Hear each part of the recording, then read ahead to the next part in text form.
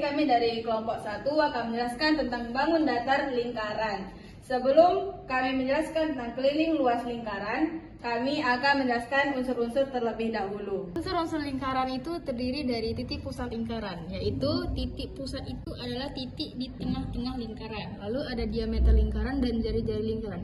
Diameter lingkaran itu adalah garis dari tepi ke tepi melewati titik pusat. Sedangkan jari-jari lingkaran itu adalah garis dari titik pusat ke tepi. Lalu ada tali busur lingkaran.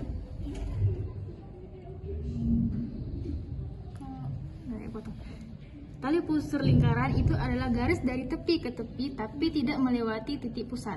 Lalu ada tembereng lingkaran. Tembereng lingkaran itu adalah irisan dari tali busur lingkaran, berarti yang di aksirnya saja. Lalu ada apotema lingkaran, yaitu garis dari titik pusat ke garis tali busur. Di tengah-tengah titik busur lingkaran. Apakah itu lagi? Lalu ada apotema lingkaran, yaitu adalah titik pusat ke tengah-tengah garis tali busur, sehingga nanti akan membentuk sudut 90 derajat. Lalu ada busur lingkaran dan juring lingkaran. Busur lingkaran itu adalah sisi lengkungnya. Lalu ada juring lingkaran, itu adalah potongan dari lingkaran.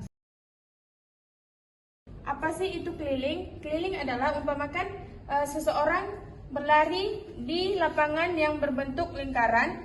Dia mulai berlari dari titik ini sampai ketemu ke titik ini lagi, itu dinamakan keliling. Nah, dari mana sih datangnya rumus keliling itu? Nah, andaikan jika diketahui sebuah panjang keliling, lalu diketahui juga diameter. Nah, ini kita andaikan gini, keliling dibagi dengan diameter itu hasilnya pi.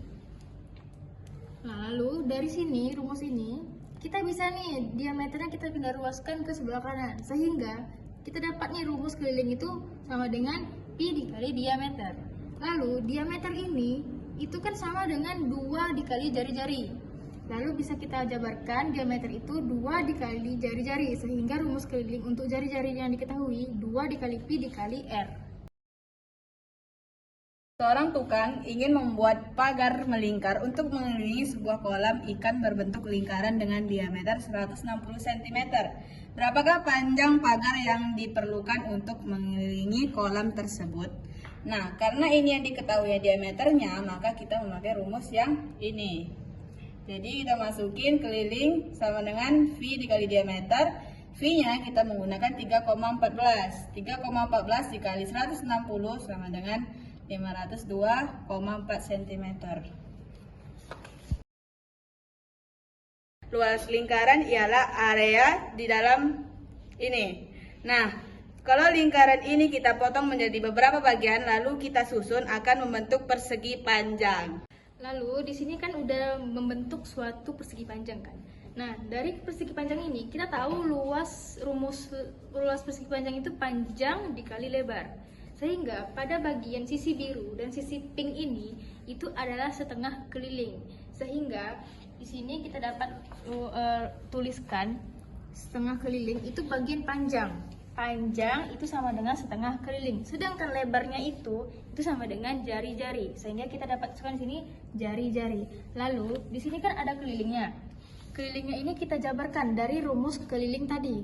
Keliling tadi rumusnya 2πr. Kita substitusikan ke sini, ke dalam sini, sehingga membentuk 1/2 dikali 2 dikali pi dikali jari-jari dikali jari-jari.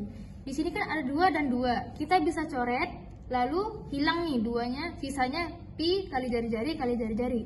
Sehingga rumus luas itu sama dengan pi dikali jari-jari kuadrat. Berbentuk lingkaran berdiameter 140 cm. Berapakah luas kaca yang dibutuhkan untuk melapisi permukaan meja tersebut? Nah, yang ditanya di sini dalam soal tersebut yaitu luas. Jadi, kita menggunakan rumus ini.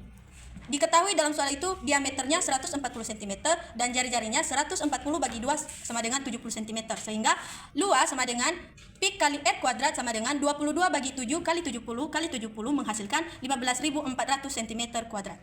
Kenapa kami menggunakan media ini? Karena media ini memudahkan anak-anak untuk memahami tentang bangun datar lingkaran, di mana kami menggunakan berbentuk pajal yang bisa dilepas sehingga bisa membentuk sebuah lingkaran maupun persegi panjang.